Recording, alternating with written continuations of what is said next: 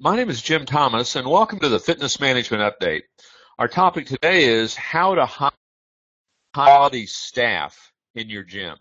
Now, the first thing you want to make sure you do is make sure you have a recruiting plan of action. You know, one of the biggest mistakes that people make when it comes to hiring is they hire when they need somebody, and they're trying to find this one person or these two people. That's like trying to, close one membership sale and you have no other traffic but that one person. Make sure you're dealing with volume here. Get a recruiting plan of action together. You got an email newsletter that goes out. You got something on your website. It's in your new member packet. It's in social media. There's postings at colleges and high schools. There's postings at your local, workforce groups. Get a complete plan of action. I'd like to see you have 10 or 15 different things that you're doing to attract, new hires, to your business.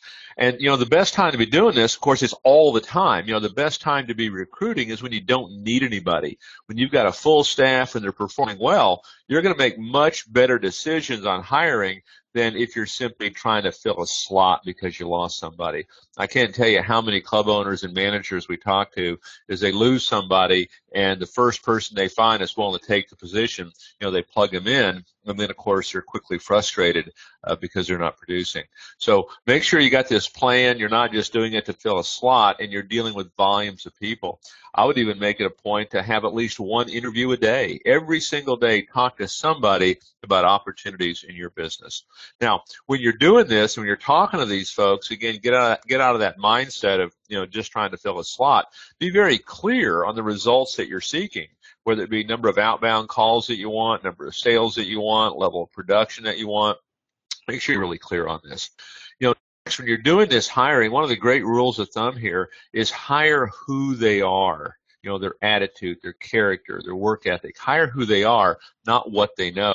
Too many folks that will hire folks that have previous experience thinking that's going to ramp them right on up and they're going to come in and do a great job for you. And that can happen. Certainly we hope that it does. But more often than not, you're going to be better off hiring the character of that person, the who they are, and then train the rest of it. Now, the last one, and this is the big one here, is you must have a plan in place to get these folks trained. You must have a new hire training format and ongoing. I was doing a role play with a new hire, and he was a pretty good choice, actually. He had a lot of the characteristics that I think many clubs would want, but he was just thrown into the fire, and he was already getting frustrated because he wasn't making the sales that he thought he should. We went through a quick role play, and I mean, the process, the fundamental, all these things were missing. They were all lacking from where they should be. We went through a training class with him, and his sales started to tick up immediately. So make sure there's a plan in place to get these folks trained, not only for the new hires, but make sure it's ongoing as well. My name is Jim Thomas, and this has been the Fitness Management Update.